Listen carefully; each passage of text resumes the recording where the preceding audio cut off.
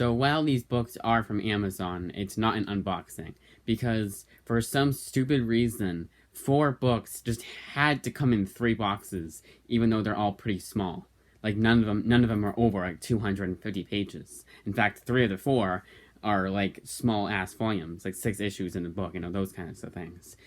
There was no excuse for them to be three boxes for 4 items. You might as well have done 4 boxes for 4 items. And thus, 2 of them were Amazon and 1 was USPS. They all came at different times. Well, 2 of them didn't. But it was so stupid. No reason for it. The first one up is the only one that's not part of the same series. And this is one that I was gonna get, and I probably should have got in last Comic Haul. But instead of those stupid fucking weekly books, it was just that. I couldn't get any trades. And that is Enigma, the Definitive Edition by Peter Milligan. I really do enjoy Peter Milligan's writing. He did one I was trying to remember a long time ago was the Carnage versus Venom, or Venom versus Carnage as it's called. And it was really good. I really enjoyed that one. And not a lot of people seem to like it. I don't know why. Like Carnage Omnibus, no one seems to really enjoy that much, even though it's worth $400 now. It's out of print. Like, there's obviously an audience for it. But this one is weird because it's by Dark Horse. But I think I've been told it was originally a Vertigo book. So I don't know what happened with the rights or something. But this is one that Grant Morrison really seems to like by the, based off the quotes, and Kieran Gillen too. And they're both writers. I'll almost buy everything of theirs for, everything in their name of, you know what I'm saying. And this is only $24.99 too. I paid like $21, but that was pretty cheap for a hardcover like this. This would be like $50 Marvel. I would almost say like $59. Like this would be $59.99 for Marvel, and $50, $40 for DC. That's being generous, honestly. I feel like it'd be a lot more expensive if it was Marvel and DC. I got this for $25. That's why I like Dark Horse. They're like, they're like, hey, here's a book that, yeah, you're not sure of, but we'll make it so, we'll make it so. We won't charge you up the ass for it. Like, then it was that hardcover, that Nocturnals one, it's an oversized hardcover, and that one was, $30. I'm still surprised over that, because they have the Harrow County, same publisher, that was like $30, and it was, well, it was technically more pages, it was shorter than the other book. It was a standard size like this, and it was softcover too. So like Dark Horse is kind of all over the place, but they're just really generous about the pricing. And I want to say it was $30. Was $30 for both actually? I think it was $30 for both. Let me just check that. But I think Enigma is 1 through 8. It's just a mini series. Yep, yeah, it was 30. That oversized Nocturnals hardcover was just as expensive as the standard size softcover that was Harrow County. And Harrow County was like 400 pages. And the other guy, the Nocturnals, was 300. I just find that so funny. The artwork looks pretty good. I just flipping through it. Here, I'll just do it. I'll do it like this. See, this is hard to do. Like that. Perfect. And it's the best reviewed book that out of all of these. The other one is just the same series. So let's see. You got a foreword. Yeah, foreword. Introduction by Peter Milligan. Always nice when it's the writer of the book. Technically the creator. I'm not seeing anything on what it collects. I know it's like 6 or 8 issues. Actually, it's 8 issues. Yeah, I'm not finding anything on it. They don't just put it where it should be. Oh, is this right there maybe? Yeah, it should be here. It says Karen Berger, and she was Vertigo. Oh yeah, that's right too. This was like 1993. This was like the first Vertigo book. I don't know why they decided to sell it off to Dark Horse, whatever the hell happened. Maybe they were like co-authors, like co-publishers maybe. I don't know. But I'm not seeing anything on what it collects. Because they don't like to just put it right where it should be. And I know it collects material from, like, issues. Oh, there it is. Yep, 1 through 8. I found it. 1 through 8. And a pretty thick hardcover, but there's $50 of additional shit. And then, finally, the 3 volumes of a series I know nothing about. But, you know, I have no excuse for that whatsoever. It sounded very interesting, and Comic Pop was one of their recommendations a long time ago, of course. But I thought they had reviewed it, and I thought Near My Condition had reviewed it too. Like it was an old reader, new reader, but I didn't see it on there. That's Philadelphia, Volumes 1. Well, Volume 1, Sins of the Father. Volume 2, Burn, Baby, Burn.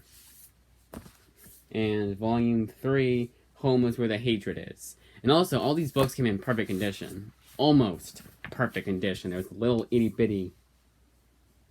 Oh, I fixed it. Never mind then. For once, it actually did, so maybe I can just put tape on it. But yeah, it's one of those like a Texas Blood book, which I will be getting the second volume of soon. Yeah, it's that little itty bitty blemish you can't even really see. But I really care about it because I think when I open the book, it's going to fall apart completely. Because that's apparently how binding works. To be fair, it was because of that Spider-Girl book I got from the library, which I will be going back to next week. And there is 0 books on my account right now. It looks so weird, because that's never happened. And it just goes to show how stupid of a rule it was. Not myself, it's just one that was... Again, you can watch videos that I made. The last video I talked about it. You can actually watch that, and you can figure out the context yourselves. Okay, this is 1 through 6. This is 7 through... I know, I'm just like, talking about shit no one cares about, because my watch time is terrible. I'm sorry to be such a dick about it, but honestly, I'm starting to get pissed off about how everything is going with my YouTube career. And I feel like I can't, no matter what I do, it's not going to change. I still like doing it, obviously, but it's like kind of annoying. Yeah, 7 through 12. This is March 2021, too. So this volume must have just come out. And the artwork on this looked fantastic. Oh, and this is like, it's like vampires, but it seems to be like presidents, too. It seemed to be really weird, but I don't mind weird, obviously. Yeah, December 2021. This just came out. In Philadelphia, 13 to 18. I said Philadelphia, right? Nobody did. But yeah, 18 issues in 3 volumes. And this one was actually $10 for it was actually $10. And I shouldn't be saying like, oh, it's actually $10, but they've been doing that for no reason, for no real reason. Image has been going back to it's been going back and forth. Like, oh, this volume, yeah, volume 1, that'll be $9.99, but this one, same pages, same material, that one will be $16.99 for no fucking reason. I do not understand it whatsoever. Geiger was $9.99, and it was like 200 pages. It was 6 issues. And I think Stray Dogs was 5 issues, and they're like, nope, let's make that $16.99, even though it's technically an ongoing. Along with Geiger, we got a one shot. We're getting a one shot from Geiger in February, and we already got that Stray Dogs one shot. Makes no sense to me. I don't understand Image's like thought process behind what volume 1 is $9.99 and what isn't, even though they have the same amount of pages. It makes no sense to me whatsoever. Yeah, and then I want to check something, because there's this series that's called Bitter Root that was kind of similar to Philadelphia in the sense that it's like zombies like zombies being like monsters, but they had like a sort of a political undertone, and I despised Bitter Root. So I want to make sure that it's not written by the same guy. He also wrote this weird book called Quincredible. I was trying to look at books that he had written. It's Rodney Barnes. And, no, David F. Walker. David F. Walker. Damn. It was a book I got by him, and I forget. Was it the Luke Cage one? He wrote that one a while back. I don't know. And it was something I bought of his. I hope I didn't spend too much money on, because I didn't like his Bitter Root. But yeah, it was like that. It was like zombies, I think, and it was like political, and it was just boring. I mean, full on boredom. But this series didn't get the best reviews on Goodreads Philadelphia, but it's an Eisner Award-winning nominated series, and everyone else seems to like it. So, at the very least, they say it starts out slow. Like the first issue got like a 6 out of 10 on another site, and then as the series went on, it got better reviews. So I'm hoping it's good. I mean, I'm not gonna be reading it for a long time, anyways, because I have other shit to read. And I don't, again, like I said, I've always said, super stutter there. I don't like to read the books I get right away. Like the very second I get them. And I know it's a weird rule, but times like this where I was waiting 5 years, it felt like, not actually 5 years, but like 5 years for them to update at least.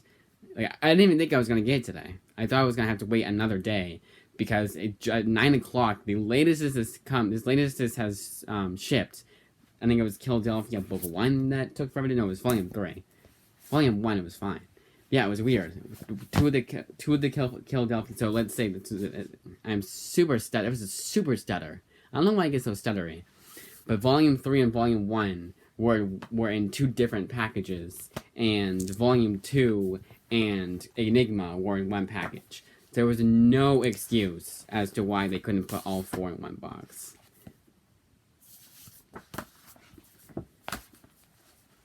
And Philadelphia was that series that I just never found at Newberry. They had the second and third volume, I believe, but not the first volume. It was so weird. And it seems to be a pretty popular series, too, because they always advertise as a sold-out series, and now it gets a second printing. I know that you can say that about any series. Like, there's been series that, like, didn't warrant a second printing that still got one. But, you know. Again, the artwork looks good. The story sounds interesting. I want to read more vampire stuff.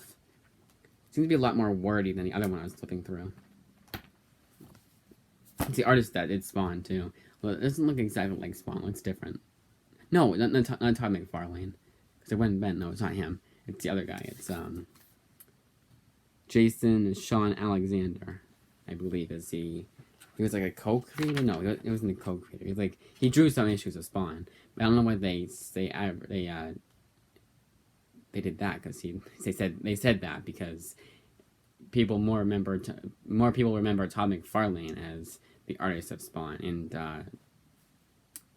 other guy there, the one that did Batman, Greg Capullo, the Batman New 52 with Scott Snyder. That's it. I think I've trailed off enough.